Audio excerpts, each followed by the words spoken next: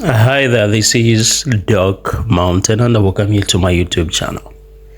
In this video, I'm going to show you how you can resolve a quadratic equation by using the formula. There are other methods by which you can resolve a quadratic equation, but in this video, my focus will be on how you can apply the formula to tackle any quadratic equation. Mostly this question comes in paper 2 and it's allocated 5 marks. So without any further ado, let's take a ride and see how we can do this one.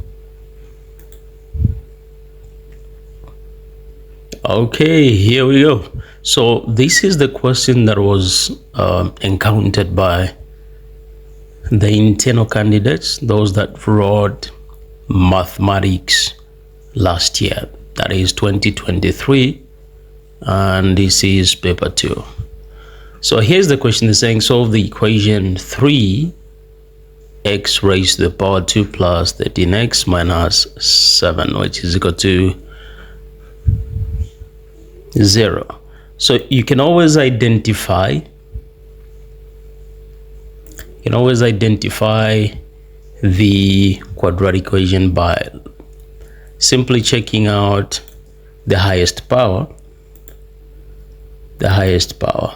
So in most cases, when you're dealing with a quadratic equation, a quadratic equation has the highest power of 2. As you can see here, we have a 2 there. So then how do you solve it? So in whichever form or in whichever format it may be written, you always have to ensure that it's rewritten in this format. Let me show you the standard format in which a quadratic equation has to be written. So that is ax squared plus 13. Oh my God, see what I'm writing? So that must be b x then plus c, which should equate to 0. So there must be this term, that term, and a constant there, which should all be equated to 0. If it's written the other way around, where you find that maybe this term, which is the second term, let me circle this so that you're able to see this. This term is maybe written on the other end. You still have to rewrite it in this manner. If let's say we had 3x squared, which is equal to minus 13x, then plus 7, you would still need to write it in this standard format. So meaning you'd need to move this one on the other side and this one on the other side, and you would actually happen to have this one here, which is the equation we are looking at as of now. So then how do you go about this one? How do you work it out? So the formula is x is equal to minus b plus or minus then the square root of b squared minus 4ac.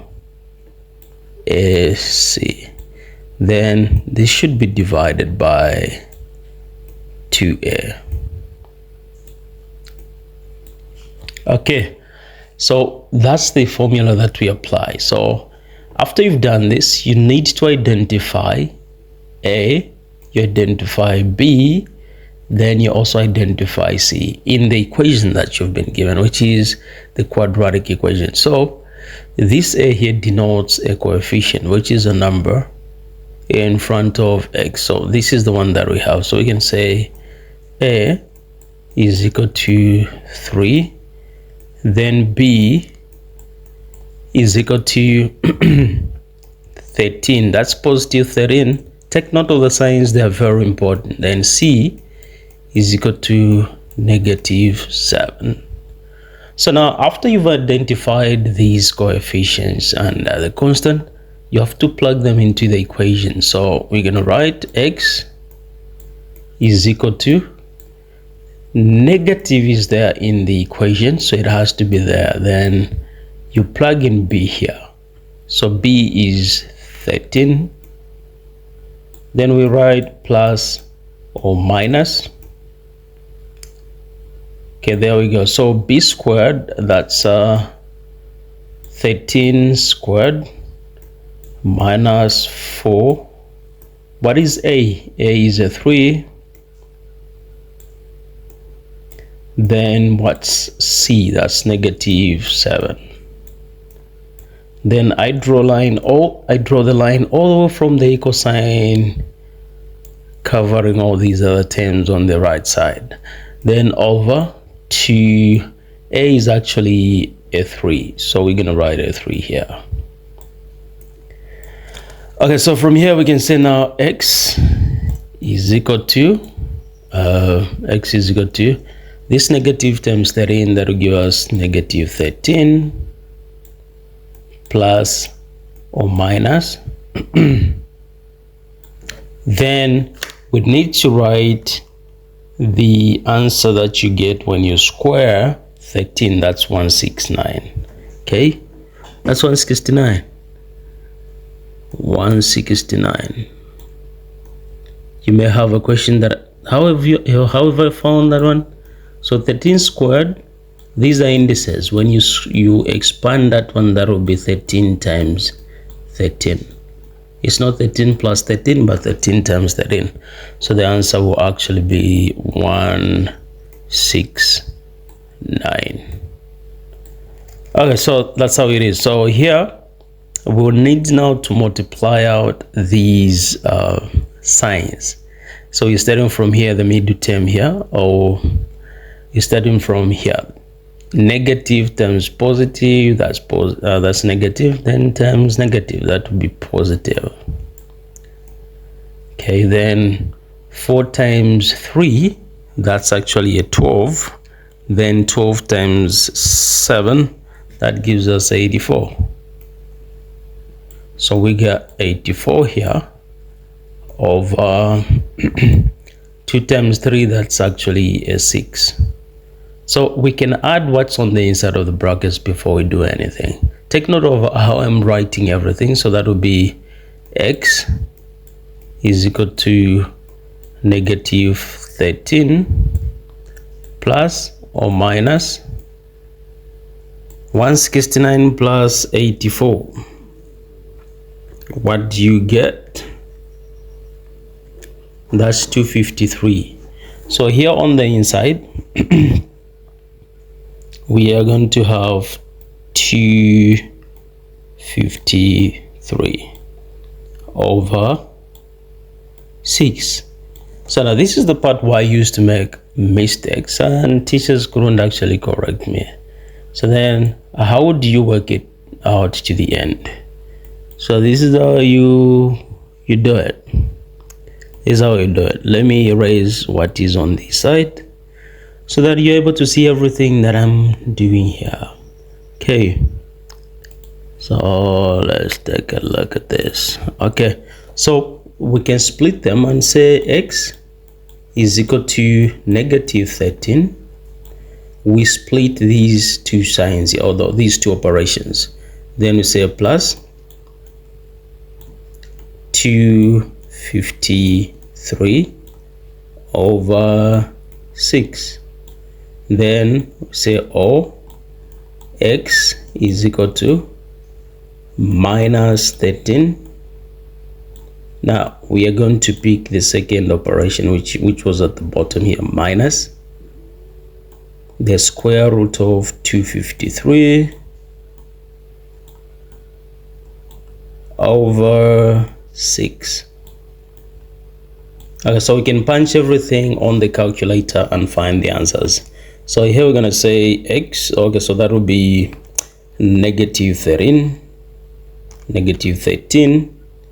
plus the square root of 253 over 6, and I have 0 point, so here we're gonna have x is equal to 0.4843, and the numbers go on.